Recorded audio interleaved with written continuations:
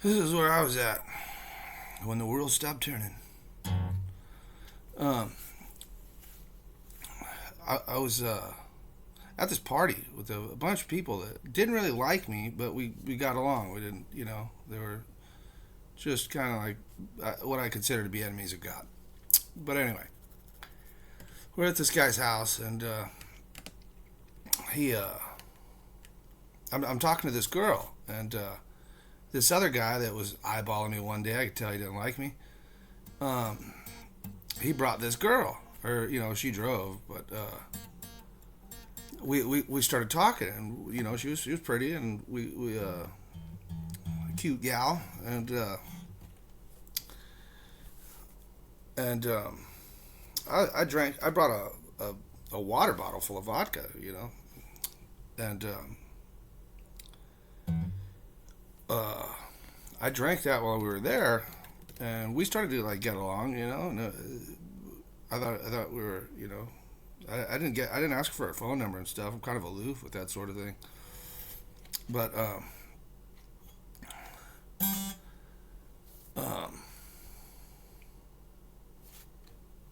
yeah, we get in the cars, and I did, I stopped and rolled down my window, or told my buddy to roll down the window, and she pulled up next to us, and I was like, "You want to race?" And she's like, "Yeah," and we started to. I took off around the corner, did a big burnout. Excuse me, and she, like, I don't know if she did a burnout too and just didn't do it right, or I don't know what happened, but she went, instead of going around the corner, she went into somebody's yard and crashed into their brick wall.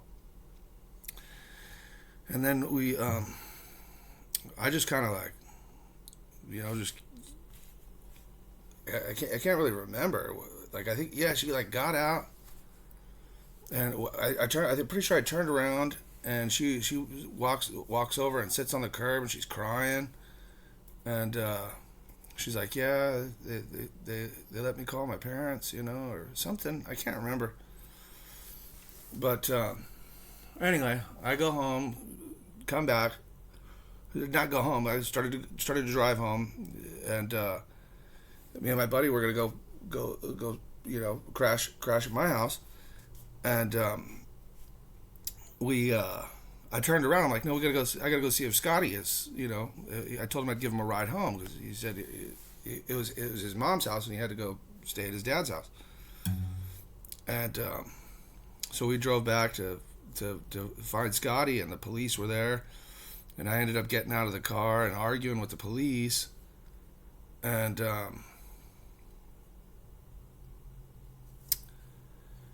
and there was nothing really to argue about, and I went back to my car, and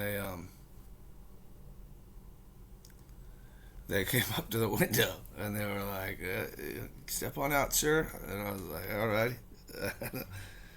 Anyway, they found a stashed bag of the nastiest weed you've ever seen in your life from a buddy of mine, and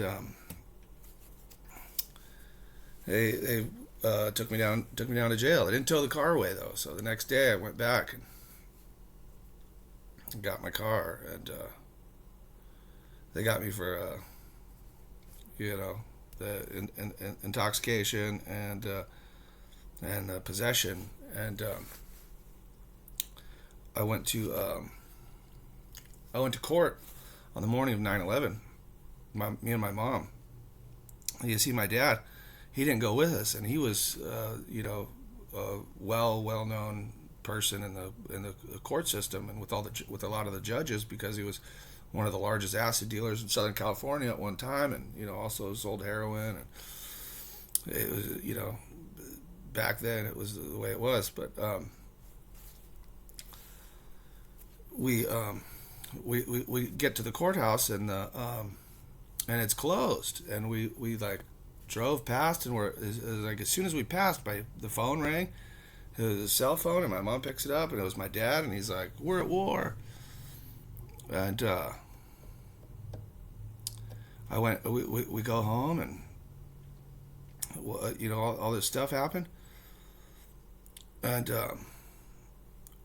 it's on TV, and but 2 days later, it's like the middle of the day, and I used to ride Tyler's bike down. Even I think even when I had a car, I would ride it because it was it was fun. Or maybe it was before I got the car. I don't remember, but I would ride the bike downhill. It was a big long hill, and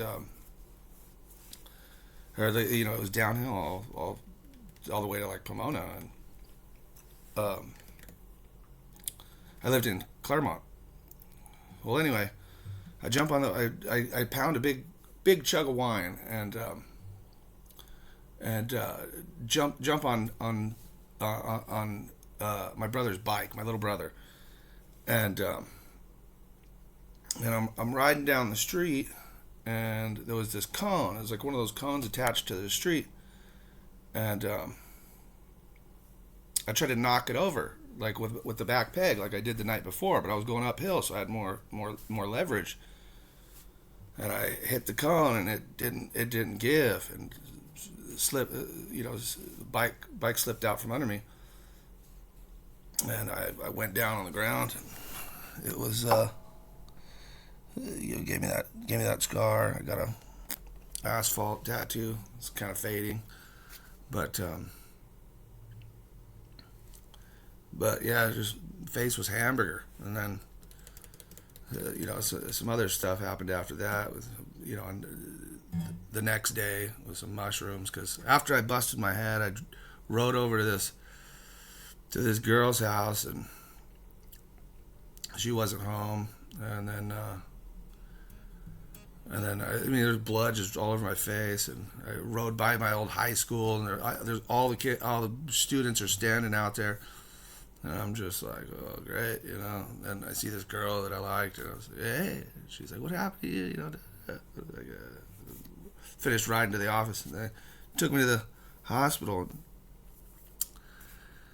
I'm pretty sure I had 9 stitches, and 9 is the number for grace, and that's why I just hope America listens to this story and takes heed to what God is saying. Buy it. God bless you.